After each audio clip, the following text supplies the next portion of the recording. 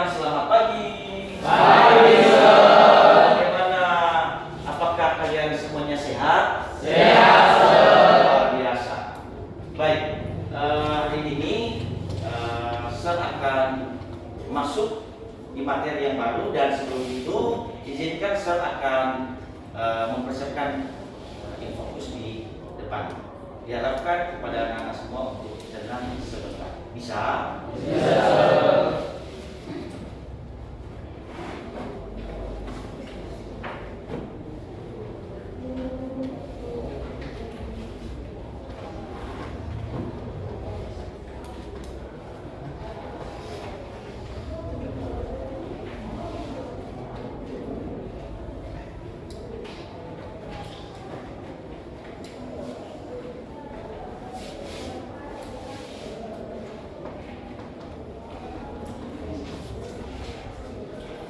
Nah, baik, anak-anak kami sekalian, sebelum kita memulaikan materi untuk pagi ini, saya yakin anak-anak kami dari rumah tadi datang ke sekolah ini dengan sehat, dengan semangat, dan tujuannya semangat itu semangat untuk belajar. Jadi sebelum kita memulaikan materi kita untuk hari ini atau pagi ini, maka terlebih dahulu kita harus menyerahkan segala sesuatunya ke dalam tangan Tuhan.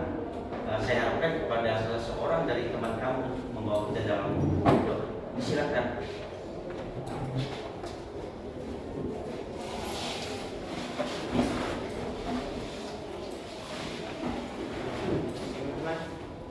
Saya akan bawa cara riset kita. Bagaimana perlu?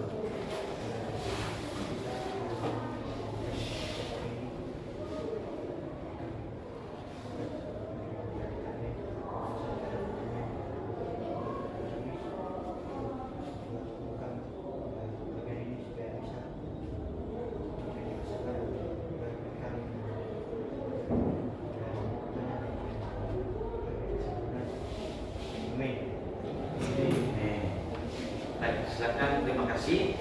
Nah, saya yakin walaupun di sana sini masih banyak yang tidak senang, masih ada yang tersenyum, pasti tersenyum bahagia. Ya, karena kamu sudah didoakan teman kamu barusan. Dan sebelum kita memulaikan materi kita untuk hari ini, terlebih dahulu untuk tambah semangat lagi, saya akan mengajak kita untuk apa? Ya, kalian mau ice breaking? Nanti kita akan memulaikan dengan ice breaking dulu, dan sebelumnya kita akan melihat video ini dan sambil mengikutinya. Oke, kepada anak-anak untuk berdiri, bisa menggerakkan sedikit.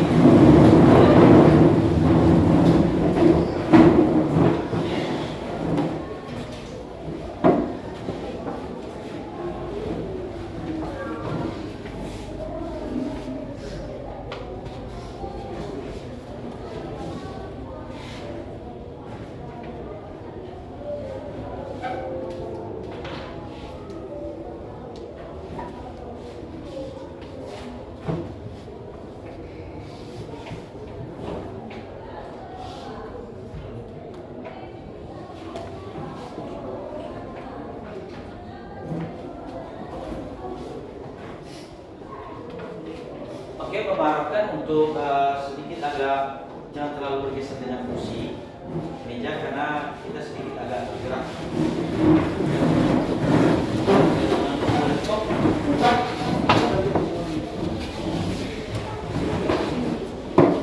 Ikuti nanti gerakannya.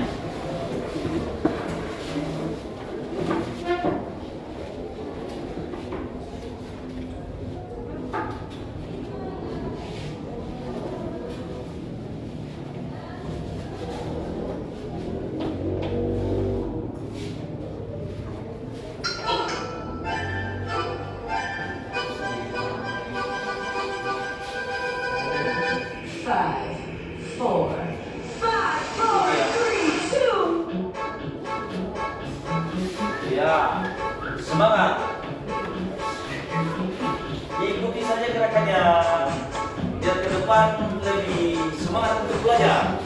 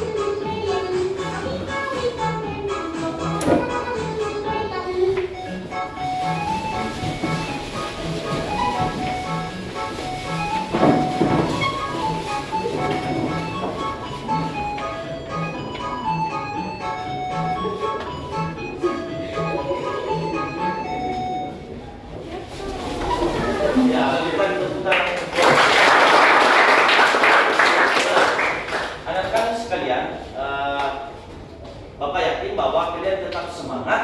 Dengan itu, maka terlebih dahulu juga setelah kita melakukan yang namanya SPK, kita akan mencoba menyanyikan lagu nasional.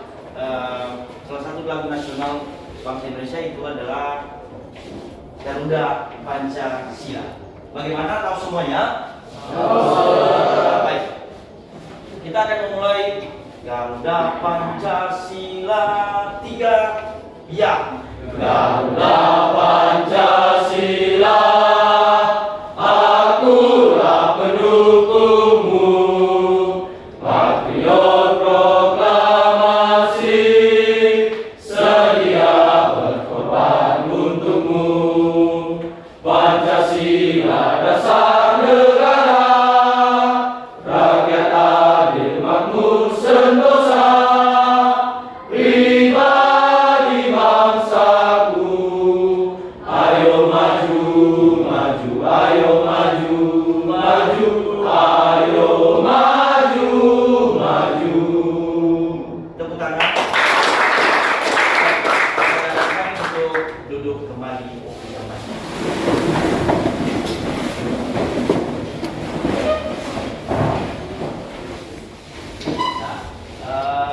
Dengan ini anak-anak kami sekalian, kita akan memulai materi kita untuk pagi ini. Saya yakin dengan kita sudah bergerak, sudah menyanyikan lagu nasional, kita tambah semangat untuk mendengar materi yang akan Bapak sampaikan. Nah, untuk hari ini kita akan masuk di materi ini dia di atas tentang Pancasila. Nah, sebelum saya jelaskan atau Bapak jelaskan, saya ketahui bahwa mengenai materi Pancasila ini pernah kalian pelajari di SMP. Nah, dan saya yakin kita sebagai orang Indonesia harus tahu tentang yang namanya Pancasila. Ya, jangan ada yang tidak tahu. Kalau nanti kamu tidak tahu bagaimana kedepannya negara Indonesia ini akan baik. Nah, jadi ini di atas judul Pancasila yang pendahuluannya itu capaian pembelajaran ini di atas Bisa kamu baca sebentar ya tentang apa capaian yang harus kita dapatkan di materi tentang Pancasila ini. Nah, setelah kamu baca, kita lanjut atau lanjutkan di tujuan pembelajaran. Di sini tujuannya agar peserta didik kamu ini bisa atau mampu membandingkan cara pandang para perumus Pancasila dan dasar negara. Ya, maksudnya di situ ada para tokoh-tokoh dulu, apa saran mereka, apa yang setelah mereka rumuskan, yang perlu kamu juga bandingkan di generasi yang sekarang. Seperti begitu saja.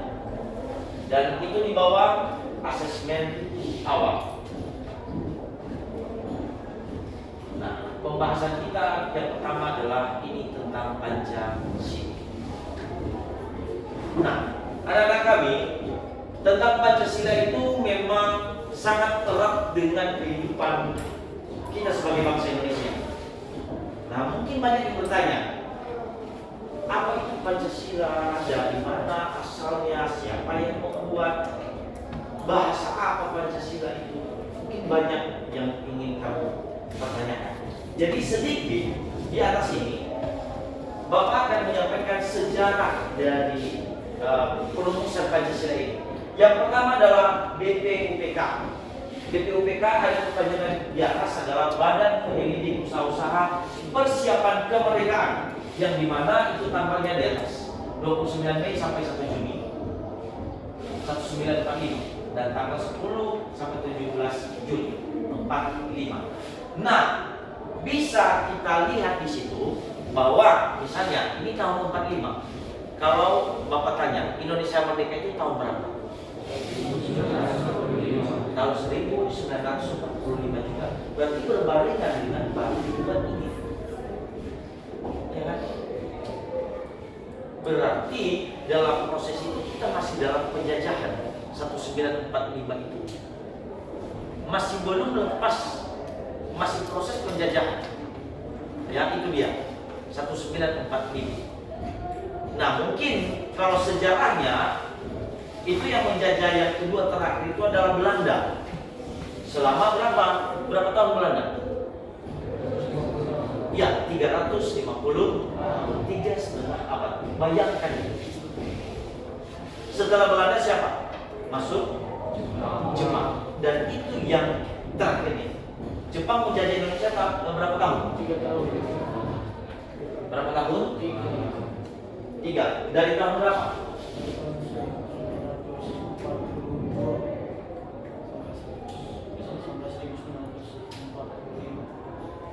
Dari tahun 1942, ya, 42, 43, 44, 45, tidak sampai 4 tahun. Nah, di proses itulah Indonesia itu mengambil kesempatan. Sebetulnya kalau masalah berperang pada saat itu mungkin kita kalah. Tapi kesempatan itu, momen itu yang diambil oleh orang Indonesia untuk kita bisa merdeka. Untuk menang berperang belum, tidak, ya. Tapi kesempatan itu yang diambil. Kesempatan yang bagaimana? Saat apa? Saat kota besar di Jepang, ya, dibom. Nama kota besar di Jepang itu apa? Ya, Hiroshima dan Nagasaki. Nah, beruntungnya tokoh besar di Jepang itu, ya, pemasok dari senjata orang Jepang yang ada di Indonesia, ya otomatis senjata mereka itu tidak ada lagi, makanan tidak ada, ya, senjata tidak masuk lagi. Maka orang-orang Jepang yang ada di Indonesia, ya, sebagian kembali ke Jepang. Jadi mereka membela negara mereka. Dan tinggal beberapa lagi. Nah, kesempatan itulah yang diambil oleh orang Indonesia. Langsung dinaikkan bendera merah putih di atas dan dinyatakan merdeka. Ya, dinyatakan di dalam proklamasi kemerdekaan negara Republik Indonesia yang sebetulnya itu ditulis tanggal 16 Agustus, tapi diproklamirkan dia tanggal 17. Itu 16 ditulis, dibuat, tapi diproklamirkannya itu dibacakan secara sah tanggal 17 Agustus 1945. Dari situ dinyatakan bahwa Indonesia merdeka. Jadi ini prosesnya, walaupun ya ini BPUPK ini ada orang-orang yang melakukan yang namanya persiapan kemerdekaan ini. Ya, ada tokoh-tokohnya dari tanggal tadi di atas dan pembuatan dasar negara dan rancangan undang-undang. Karena semua juga harus teratur. Ya, sama dengan di sekolah, kita tidak akan teratur kalau tidak ada aturan. Kita tidak akan disiplin kalau tidak ada aturan. Kita akan sering menabrak orang di jalan kalau tidak ada aturan. Pasti mau tabrak sana, mau tabrak sini, tabrak lari, kita tinggal lihat saja udah lewat. Tidak bisa. Kita semuanya ada aturan dan ada pasalnya dan ada hukumnya. Ditambah lagi dengan norma.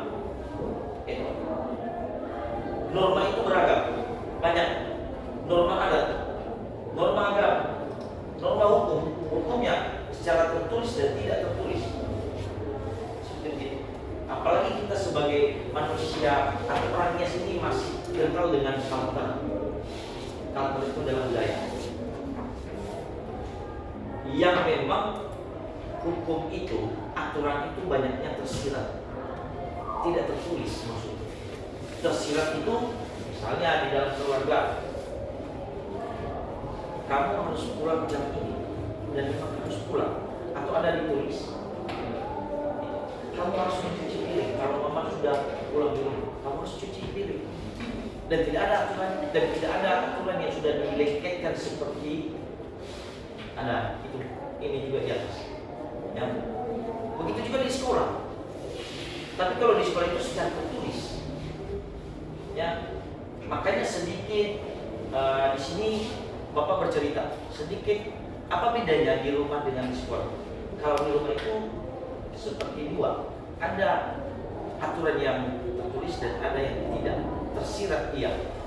Dan banyaknya di rumah itu tersirat aturan-aturannya sehingga kita kadang bisa melanggar, ya, menolaknya dan bilang tidak mau. Kalau disuruh kita beli sebentar tabung gas, garam, aqua, kita banyaknya nolak, nanti dan nanti. Itu tidak bisa. Kita bilang nanti karena kita tidak ada hukuman. Coba kalau di sekolah kamu bilang itu nanti, oh tidak, oh besok ya Pak, besok saya tidak terlambat lagi. Bagaimanapun sekarang kamu terlambat, kamu akan kita berikan sanksi. Semuanya harus ada sanksinya. Walaupun ya sanksi itu kadang-kadang di sini sama kita itu atau secara di Indonesia ini sanksi, pemberian sanksi itu tidak pas. Ya itu dia, tidak pas sesuai dengan perlakuan orangnya. Misalnya ada yang membunuh, yang mungkin karena dia banyak uang, hanya 2 tahun di penjara, hanya 3 tahun. Tapi yang tidak ada uang sampai 10 tahun, 20 tahun. Dan sampai bisa kiamat kalau tidak ada uangnya. Ya, jadi itu dia materi pertama. Selanjutnya ada beberapa tokoh yang menyampaikan aspirasi mereka atau saran mereka tentang sila Pancasila. Sesuai dengan judul kita tadi adalah Pancasila. Ya. Yang pertama adalah Muhammad Yamin.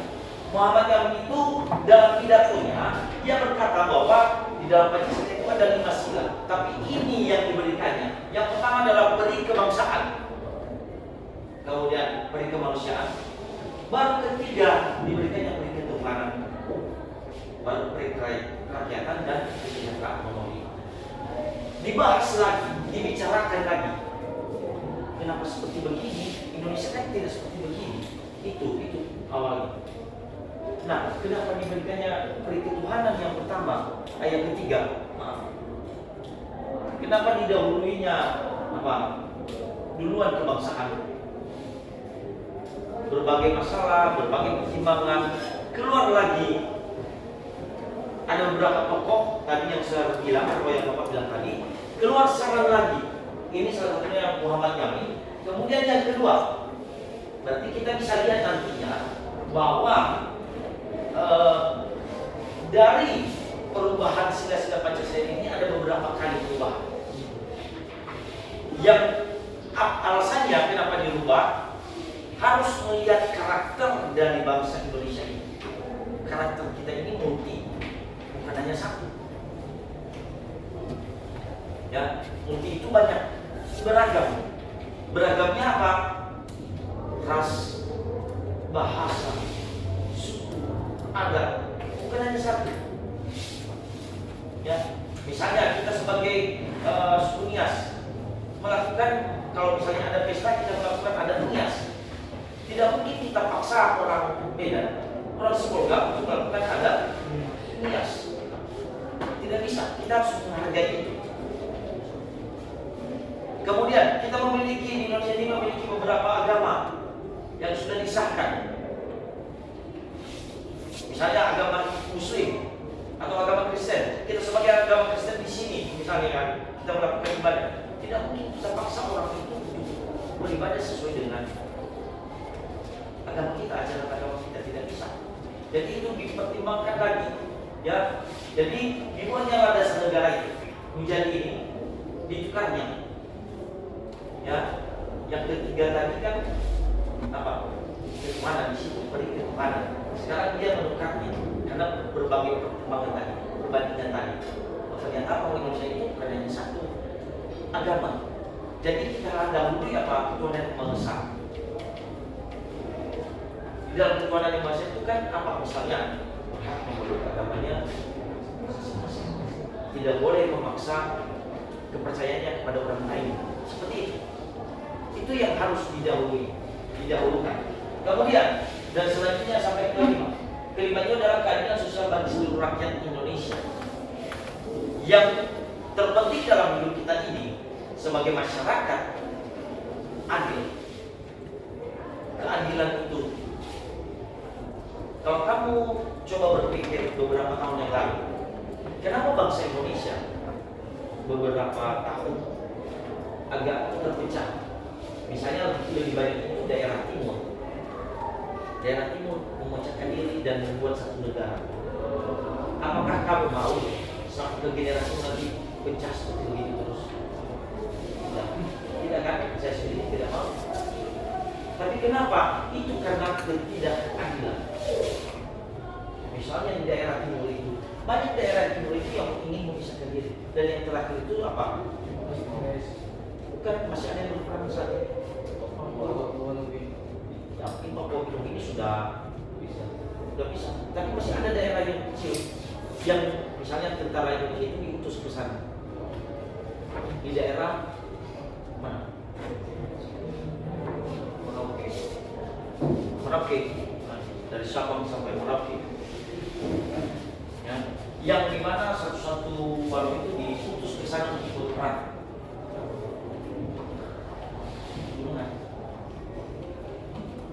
Ya mungkin kamu cari tahu nanti itu intinya kenapa bisa mereka memisahkan diri, karena pemerintah Indonesia mengambil hasil bumi Indonesia itu di daerah mereka. Kemudian hasil bumi itu tidak diberikan balik kepada mereka.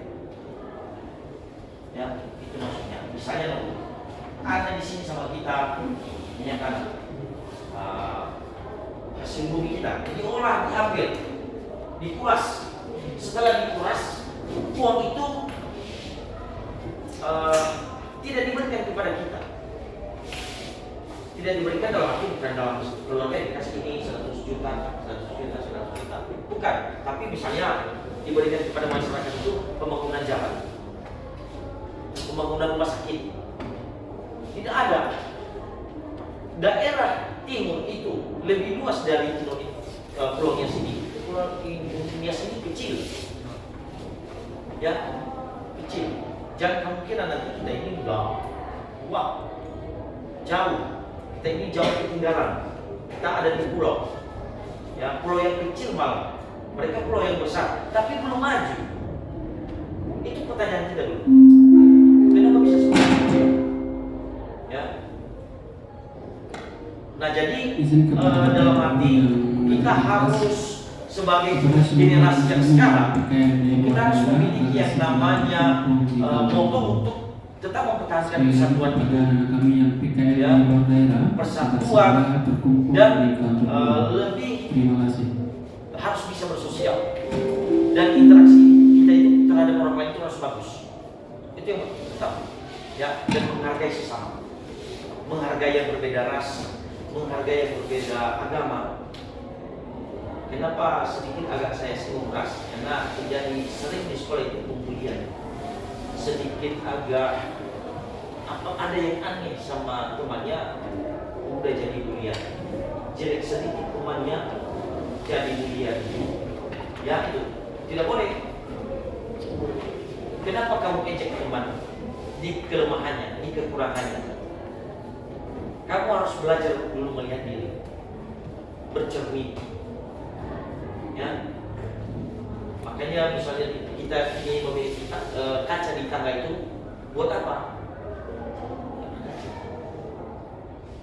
Dengan kamu sudah berkaca, maka kamu tahu dan sadar, tahu diri, sadar diri, kamu itu siapa dan bagaimana. Muka kamu itu bagaimana?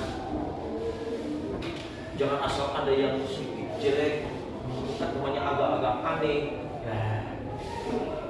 Tidak boleh. Ya. Dia tidak memiliki uang setiap hari, kamu tidak bareng ke dia sama dia, kamu tidak mengajak dia, itu yang salah. Berarti kamu memilih ini, bagaimana bisa maju Indonesia ini? Dan kecil saja kamu sudah memilah dan melakukan hal itu. Belum lagi sampai ke tempat pekerjaan, ke status kerja. Ya. Nah, jadi itu sedikit saya singgung supaya keadilan itu tetap ada. Itu yang pertama tentang Muhammad. Nah, yang kedua adalah suku. Dalam pidatonya ini tokoh-tokoh besar di Indonesia pada saat itu, kamu lihat di atas adalah persatuan, kemudian kekeluargaan, baru keseimbangan lahir dan batin, musyawarah dan keadilan rakyat. Jadi sama dengan Muhammad yang tadi, sama dengan keadilan dunia. Memang kita butuhkan itu, tidak lepas dari situ. Hanya saja yang menjadi pergolakan ini, pembahasan ini adalah 1 sampai 4 ini. Ya. Yang paling dekatnya, kenapa mereka harus membahas ini, membicarakan ini? Karena kenapa? Masalah karakter orang Indonesia. Ya. Karena kita ini multi, saya ulangi sekali lagi, multi, tidak boleh dipisahkan itu. Ya. Harus kita hargai apa yang dia miliki, apa agamanya, harus sama itu. Seperti yang sekarang, sila pertama adalah ketuhanan yang maha besar. Ketuhanan yang maha besar itu bisa diucapkan oleh semua kalangan atau semua agama. Yang memiliki agama apa saja tetap ketuhanan yang maha besar. Tidak dibilang ketuhanan misalnya agama Muslim Allah, tidak boleh. Karena bukan hanya agama Muslim yang ada di Indonesia, tapi ada agama yang lain. Atau ketuhanan Yesus Kristus, tidak bisa. Karena itu salah. Bukan hanya agama Kristen yang ada di Indonesia, ada agama Islam, ada agama yang lain. Jadi diambil satu sikap ketuhanan yang maha besar. Maha itu tertinggi, ya, paling tinggi. Kalau sering kamu dengar yang namanya maha itu hanya 2, maha besar dan mahasiswa. Ya kan? Jadi kalau mahasiswa itu kan luar biasa saat jadi mahasiswa ya. Tapi setelah lulus jadi mahasiswa, ya bukan maha lagi. Jadi pekerjaan. Ya. Jadi hanya 2 paling penting Kalau misalnya dia mengambil S2 atau S3, tetap mahasiswa. Ya Pak. Jadi ini tentang Sutomo, sarannya atau usulannya. Selanjutnya, ketiga adalah Soekarno. Kamu bisa baca di atas. Yang pertama, Soekarno itu berpidato, dia menyampaikan 5 dasar dari Pancasila itu adalah kebangsaan Indonesia, internasionalisme atau kemanusiaan. Ketiganya mufakat dan demokrasi, baru kesejahteraan sosial, baru ketuhanan yang berbudayaan. Nah, dia sudah ketuhanan yang masuk kelima. Itu dibahas lagi. Makanya tadi ada di BPK dan BPKI, mereka membahas itu. Ya, tokoh-tokoh itulah yang membahas. Kalau tidak ada mereka, maka Indonesia ini tidak akan terbentuk. Mereka ada hidup di zaman dulu, tapi pengetahuan mereka itu luar biasa. Dibaliknya kita sekarang, kita ada di zaman milenial. Literasi aja kadang-kadang begini paksa. Literasi itu memang sehingga pengetahuan kita juga kurang dan tidak ada. Yang ada bahwa main TikTok, Facebook boleh, silakan, tapi bagi waktu yang harus bisa diporsikan semuanya. Disiplin waktu, jangan TikTok ada yang bukan di jalan. Dia main TikTok sendiri loh, apalagi kalau di Gojek. Waduh, itu udah mulai kumpul nyawa TikTokersnya di kehidupannya. Jadi kita harus lebih hati-hati nanti kita namun yang mungkin ada di teman di sini yang laki-laki itu ada yang bikin apa tadi itu nah, itu dikurangi, boleh seperti main game boleh, tapi diposisikan. Ya, laki-laki sekarang kuat main game, hanya jarang 1-2 yang tidak main. Perempuan juga luar biasa. Udah kembali handphone berarti sudah main, kuat sekali feeling dan insting itu, sehingga membuat kamu jadi cuek orangnya, tidak peduli dengan sekeliling. Dan bicara orang, oh ya, oke. Apalagi kalau kita diajak nongkrong, nongkring dengan teman-teman di kamar bencana, ayo, ngumpul itu kan cerita, berbagi cerita, berbagi informasi, bagaimana.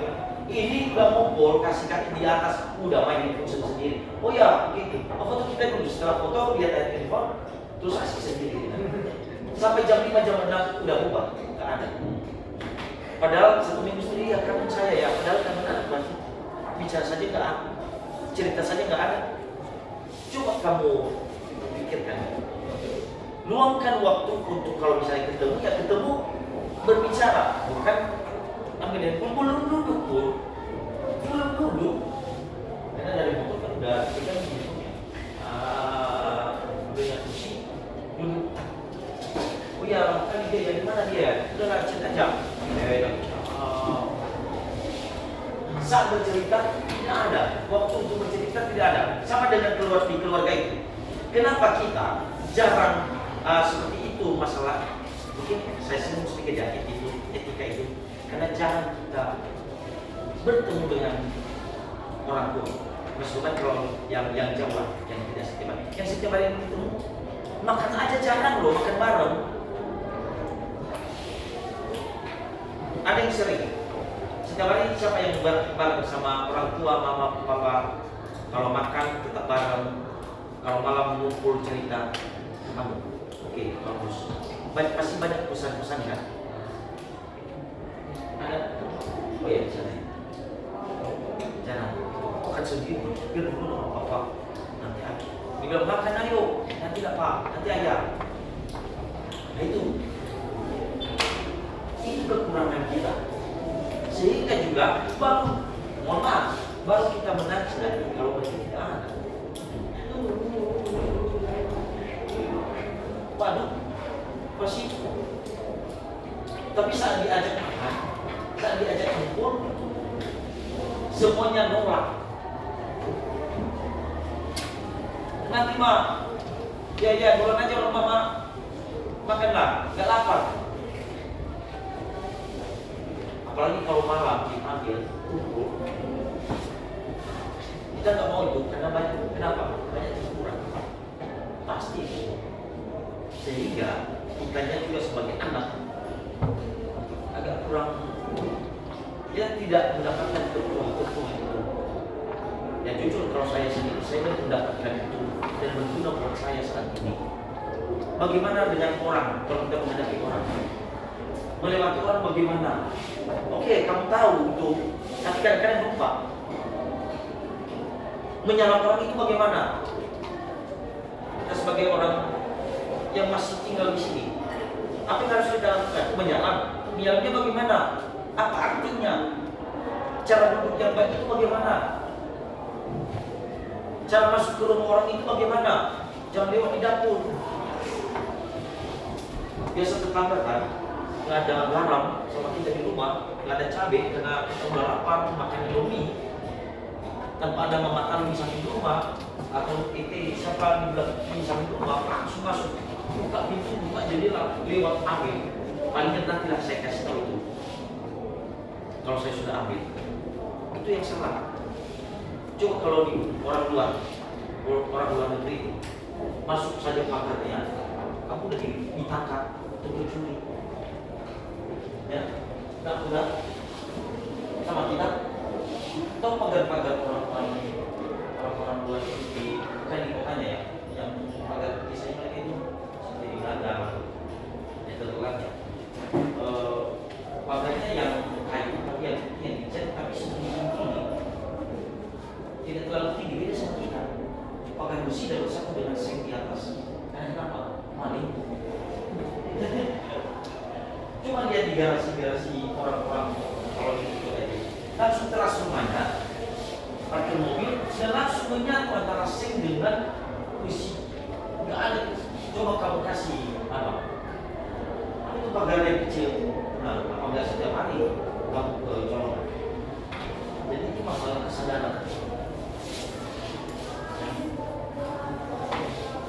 Apalagi kalau kita ini tidak hanya satu gang keluar masuk, karena satu gang tidak ada yang takut jam cabut, ya kan? Kamu keluar di situ. Ada tahun yang lalu ya terjadi cabut segala macam. Kenapa bisa muncul seperti begitu? Karena kurang arahan orang tua, kurang pesan-pesan moral itu, ya. Dan harus kamu miliki itu. Dan saya sendiri kuat di situ untuk memberikan pesan moral kepada kamu. Ya. Bagaimana bersikap yang baik, bertutur kata yang baik. Milenial boleh itu sama, pola pikir boleh modern, tapi ini harus tetap sekali. Ya, jadi itu tentang Soekarno. Kedua daripada saya yang terakhir nih. Selanjutnya, ini kamu baca dari ketiga rumusan di atas, melihat perbedaan konsep dan cara pandang. Benar. Dan yang ketiga tadi mengenai idealnya negara merdeka, meskipun juga terdapat kesamaan kemiripan konsep dari ketiganya. Tak hanya ketiga tokoh tersebut, ada beberapa tokoh yang lainnya yang dari anggota BPUPK juga terlibat secara aktif dan mendiskusikan hal-hal yang tadi yang menjadi perbedaan di sini. Yang apa menjadi dasar negara itu, ya. Sehingga dengan dibicarakan, ya, maka muncul lagi yang seperti ini. Dari tempat ini adalah Kadima ini satu organisasi yang memberikan saran juga, ya, seperti dari Soekarno, ya, Muhammad Amin, dan ini saran mereka. Coba kamu lihat dari pertama, 2, 3, 4 ini. Yang pertama, itu mana memang mereka sudah menaruh, tapi dengan kewajiban menjalankan syariat Islam bagi pemeluk-pemeluknya. Nah, masalahnya sekarang kenapa dirubah itu? Mereka bahas lagi. Indonesia kan bukan hanya agama Islam seperti yang Bapak bilang tadi, tapi kita terdiri dari beberapa agama. Ya, dibahas lagi, dibicarakan lagi. Ya. Kemudian yang kedua, kemanusiaan yang adil dan beradab. Ya. Ini yang mereka tahu di nomor 2 ini, kemanusiaan yang adil dan beradab. Mereka membutuhkan yang namanya keadilan. Ya. Kemudian persatuan Indonesia, kerakyatan sama sampai sekarang, dan keadilan sosial bagi seluruh Indonesia. Yang bersama dengan sila Pancasila yang sekarang. Jadi perbandingan lagi, jadi pembahasan dan dirapatkan oleh para tokoh-tokoh bangsa Indonesia pada saat itu, sehingga terciptalah yang baru. Karena perbandingan itu dibuatlah sila-sila Pancasila. Ya. Sila-sila Pancasila dengan dirumuskan, akhir dari rumusan Pancasila itu dalam 18 Agustus. Mereka Indonesia ditulis 16. Mereka Indonesia 16, tapi diproklamirkan 17. Tapi dasar negara itu didapat dia Pancasila itu dirumuskan tanggal 18. Kan tidak mungkin juga langsung berbeda. Mereka harus fokus ke satu proklamasi dulu pertama, baru mencari dasar negara, baru mencari apa saja sila-silanya. Nah, itulah pembahasan oleh tokoh-tokoh bangsa Indonesia pada saat itu. Sehingga mereka buat putuskan ini. Nah, pilihan terakhir tadi yang memang hangat tapi mengikuti syariat Islam bagi pemeluk-pemeluknya dihilangkan sebagian karena saran tadi. Bukan hanya orang agama Muslim yang ada di Indonesia, maka mereka menghilangkan itu. Mereka menggunakan yang namanya ketuhanan yang maha esa. Jadi ketuhanan yang maha esa ini dipergunakan oleh semua dan bisa disebutkan oleh semua orang Indonesia dari Sabang sampai Merauke, apapun agamanya. Kemanusiaan yang adil dan beradab, persatuan Indonesia, kerakyatan dan keadilan sosial bagi seluruh rakyat Indonesia. Jadi menurut bangsa Indonesia pada saat itu sudah pas, tidak perlu dirubah lagi. Ya. Jadi inilah beberapa sila dari Pancasila ini yang sudah disahkan, sudah dibicarakan, dan sampai sekarang kita mempergunakannya. Yang mudah-mudahan dari sila ini itulah yang menjadi kepribadian kita. Jangan lepas dari sini, sehingga juga wujud dari tingkah kita akan terwujud seperti sila ini. Ini pribadi negara Indonesia, ini pribadi kita sebetulnya. Tapi di sana sini masih banyak masalah di dalam ini. Apakah Indonesia ini sudah bersatu, tidak ada ribut, masih ribut kan? Nanti masalah wilayah tetangga saja ribut.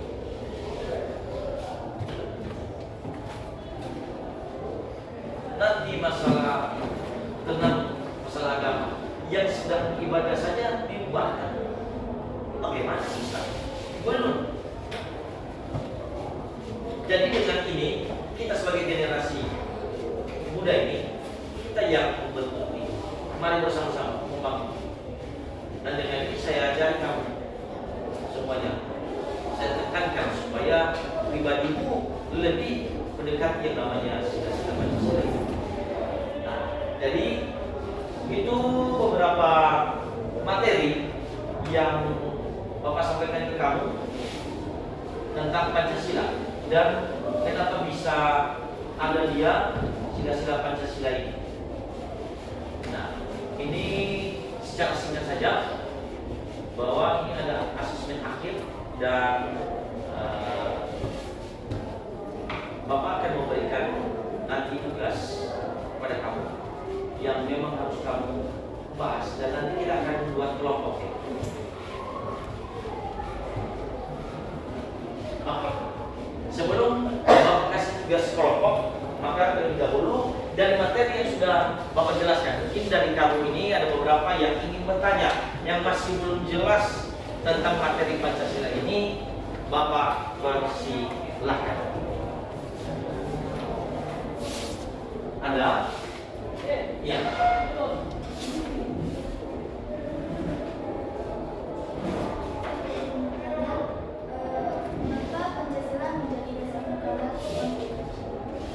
Kenapa Pancasila menjadi dasar negara Indonesia? Oke, baik. Terima kasih, silakan dulu. Saya jawab dulu langsung ya. Saya jawab. Pertanyaan dari teman kamu, kenapa Pancasila ini menjadi dasar negara kita? Nah, kita ketahui itu diambil arti Pancasila ini dari dalam bahasa Sanskerta yang memiliki dua arti, yaitu panca dan sila. Panca itu adalah 5 dan sila itu adalah dasar. Jadi sehubungan dengan kepribadian bangsa Indonesia ini, maka dijadikanlah Pancasila itu. Ya, karena di dalam diri bangsa Indonesia ini, di dalam pribadi kita ini memiliki yang 5 itu. Ya, makanya kita pilih dia menjadi dasar negara Pancasila. Ya, yang notabene-nya lebih keseluruhannya adalah wujud kepribadian, sifat, karakter dari kami, dari saya, dari mereka, dan dari kita semua. Jadi itulah alasan kenapa mereka memilih yang namanya dasar negara adalah Pancasila. Bagaimana? Bisa dipahami? Oke. Ada lagi? Oke, silakan.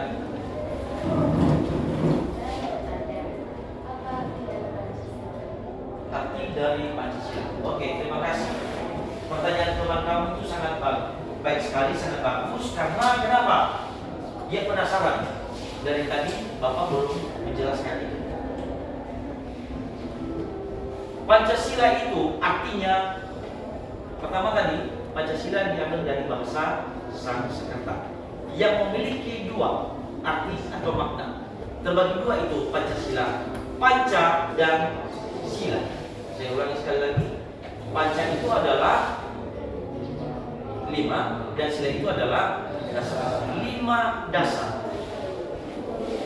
Bisa saja kalau misalnya Pancasila kita tidak disebutkan Pancasila, tapi disampaikan 5 dasar, tapi tidak cocok karena memang sudah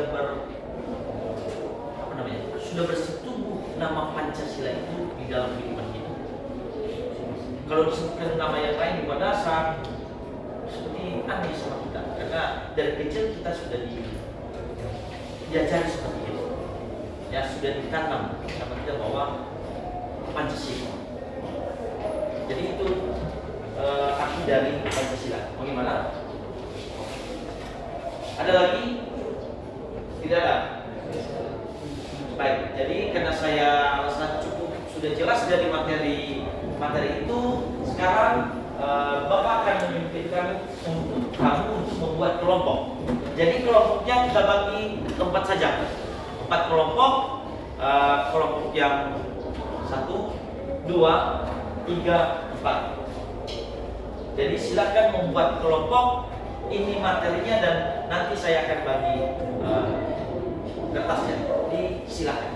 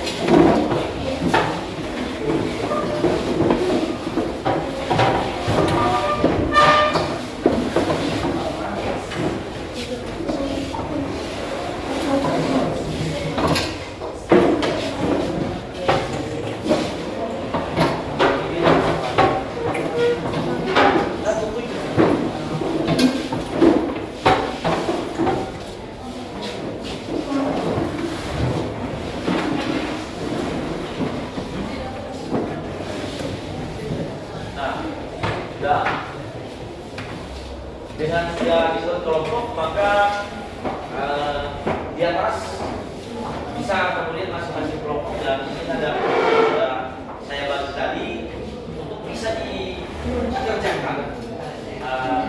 Silakan memberikan saran dan masukan untuk menjawab itu, dan nanti setelah selesai saya akan memberikan atau Bapak memberikan waktu kepada masing-masing kelompok untuk membacakannya di depan kelas. Ada pertanyaan tentang tugas? Ya, sudah cukup jelas. Baik, kalau sudah jelas, silakan dibahas dengan kelompok. Terima kasih.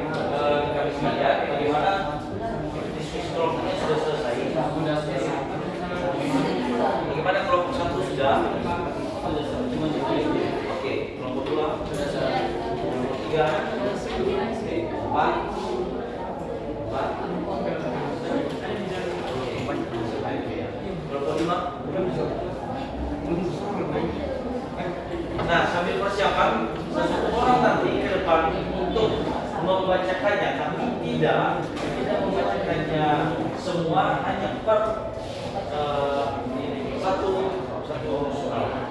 Ya, tidak semua dibaca dalam bisa dijelaskan. Dijelaskan. Oke, bagaimana dari kelompok nomor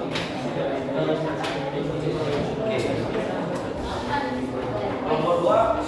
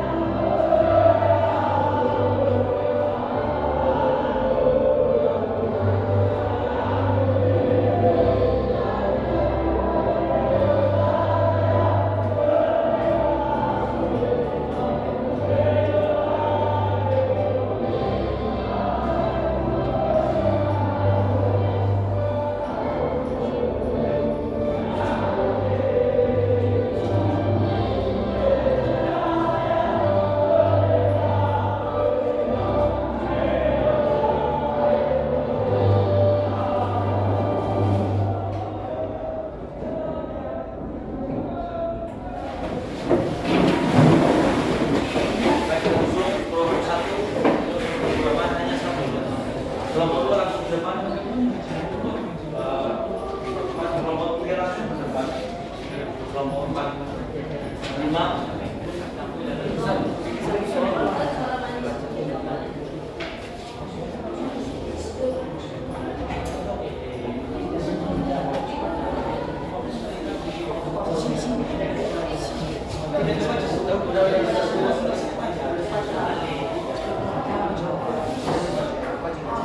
Oke, kelompok 1 ke depan, 2, 3.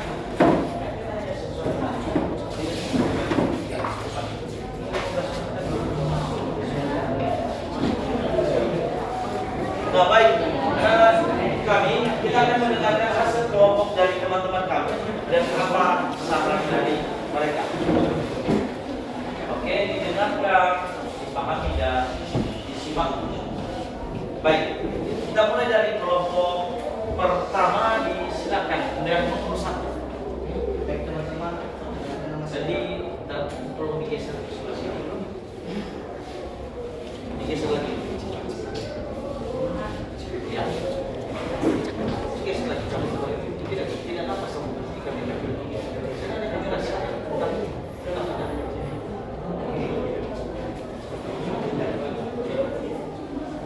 baik teman-teman, perkenalkan nama saya Benedict. Saya akan mempresentasikan hasil diskusi kami. Pertama kami dari kelompok 1 akan memperkenalkan diri. Pertama, anggotanya adalah Turke Sanubari Pate. Kedua, Alfred Thomas Alifa. Ketiga, Agung Sabena Larosa. Ketiga, Marcus Provinsa Gia. Keempat, Muhammad Saladin Faris Zika. Kelima, Yesus Sada sendiri. Baik, 1. Bagaimana penerapan Pancasila dalam konteks kehidupan berbangsa? Jawabannya adalah penerapan Pancasila dalam konteks kehidupan kebangsaan masih belum terimplementasi. Baik, itu jawaban dari teman pilih dari kelompok 1. Berikan aplaus dulu. Sangat luar biasa. Baik, dilanjutkan sama kelompok 2. Saya akan mempresentasikan hasil diskusi kami. Langsung saja pada jawabannya. Pertanyaan pertama, jika sudah sebutkan contohnya. Jika belum, sebutkan hal yang menjadi tantangan. Jawaban kami adalah 1. Menghargai perbedaan agama, dan kedua, tidak membeda-bedakan. Sekian. Baik, terima kasih, sangat luar biasa, dan berikan juga aplaus buat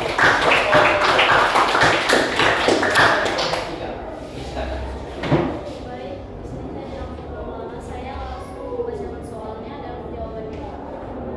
Apa saja kata-kata ciri-ciri kehidupan masyarakat yang sesuai dengan nilai-nilai Pancasila?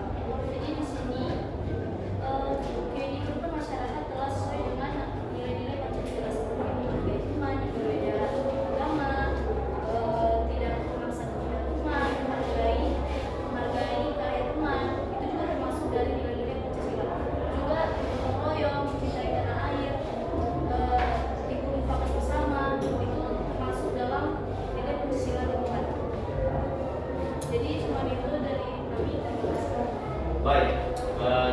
Ini juga jawaban yang sangat luar biasa, dan sekali lagi mari kita berikan aplaus. Kita dengan kelompok terakhir, kelompok 4.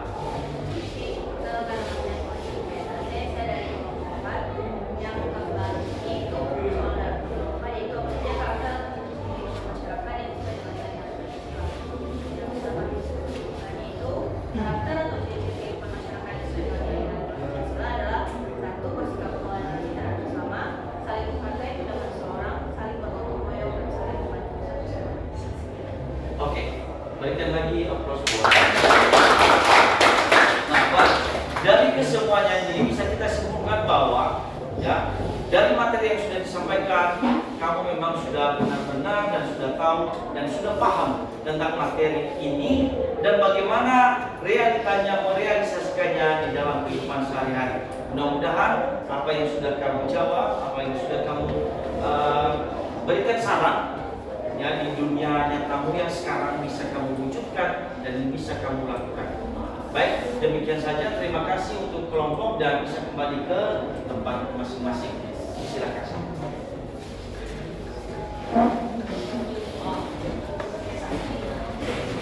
Nah, baik. Dengan berakhirnya hasil dari implementasi kelompok teman-teman kamu, maka berakhir juga lah materi kita untuk hari ini. Dan selanjutnya materi minggu yang lalu kita akan melanjutkannya dan masih dalam pembahasan di bab Pancasila ini. Ya, jadi ada judul kecilnya, kita akan masuk di dalam Pancasila. Jadi materi selanjutnya nanti minggu depan adalah tentang gotong royong. Jadi mudah-mudahan materi yang hari ini jangan lupa, karena minggu depan Bapak akan kembali menanyakan materi yang sudah disampaikan hari ini. Jadi anak-anak kami, itulah kegiatan kita pada pagi hari ini. Sebelum kita mengakhirinya, maka semua buku pulpen untuk melakukan yang namanya 5S. Saving, record, dirapikan, dibersihkan, buku diletakkan di tempatnya. Kita harus tetap menjaga yang namanya 5S. Supaya semua yang kita lakukan juga menjadi 5S. Bagaimana, sudah merasa aman kami? Baik, sebelum kita akhiri, maka saya harapkan atau mengharapkan untuk berdiri dan kita akan menyanyikan lagu nasional. Sekali lagi, dengan lagunya susah. Bagaimana, tahu semua?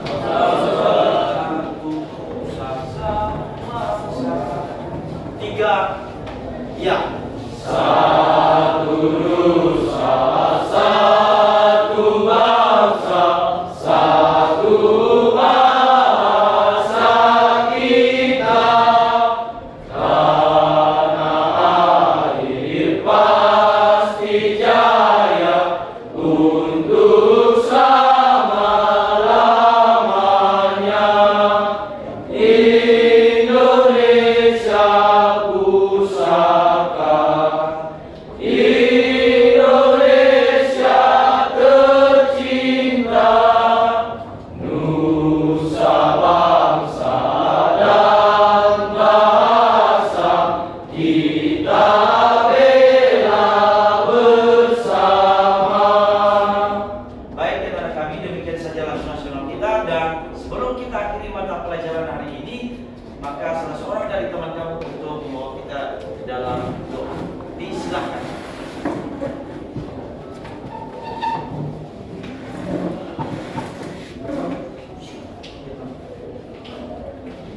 Tenang. Mari kita berdoa.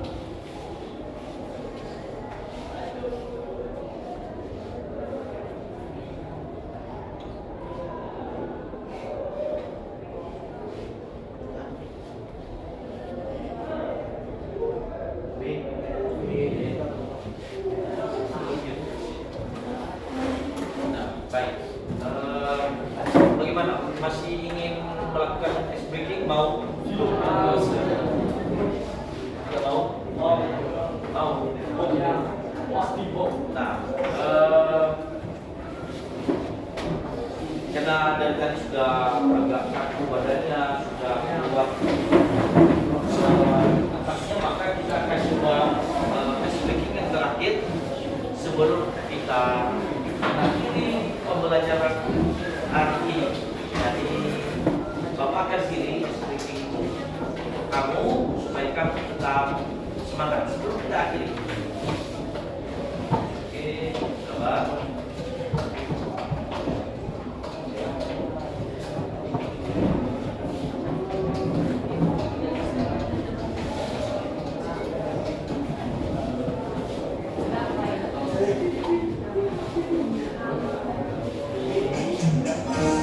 Bisa diikuti ya, semuanya semangat, semangat. Ya. Tangan ke atas,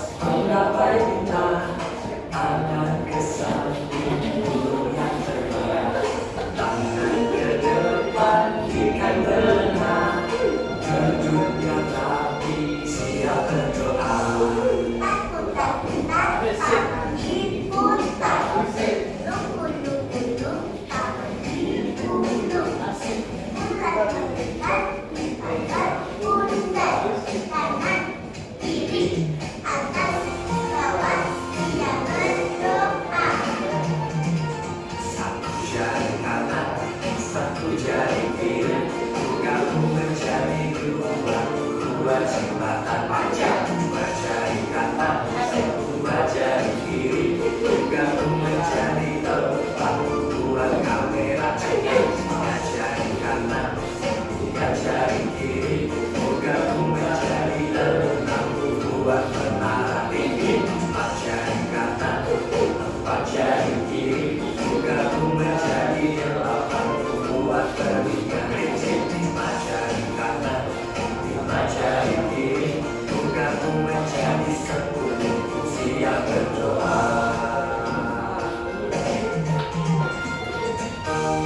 Ayo muda dan sahabat kreatif Indonesia, semangat belajar ya.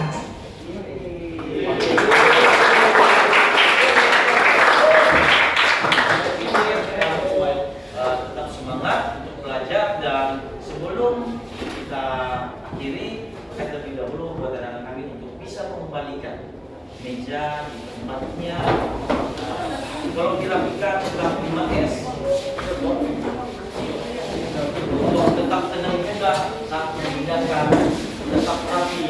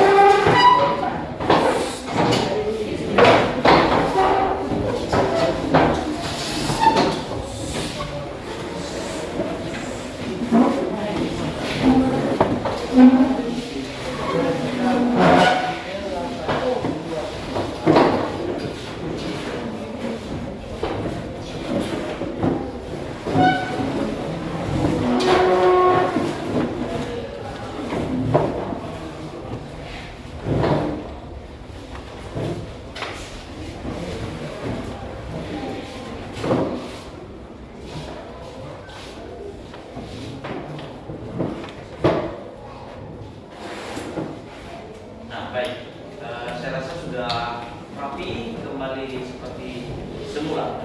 Jadi saya ulangi, walaupun kita tadi sudah mengakhirinya, tetap saya ingatkan sebelum waktu kita selesai, tetap saya ingatkan, tetap belajar di rumah materi-materi yang sudah dibahas di minggu ini. Kamu tetap melakukan yang namanya literasi. Ya, literasi itu bisa dilakukan di mana saja, bisa di rumah, di sekolah, dan di luar juga boleh melakukan yang namanya literasi, supaya apa? Biar kita tetap alif, pengetahuannya tetap bertambah. Jadi materi tadi tentang Pancasila itu yang pertama. Minggu depan Bapak akan mengulanginya kembali untuk menanyakan kepada anak-anak kami, dan selanjutnya materi berikutnya minggu depan juga adalah gotong royong, dan mudah-mudahan materi tentang gotong royong itu lebih antusias lagi kamu juga untuk mengetahui materinya dan belajar seperti pada hari ini. Bagaimana, bisa dimengerti? Jadi sebelum saya akhiri, maka saya akan beberes dulu laptop dan segala macam, dan Bapak harapkan kamu masih dalam keadaan tenang. Bagaimana bisa tenang? Terima kasih.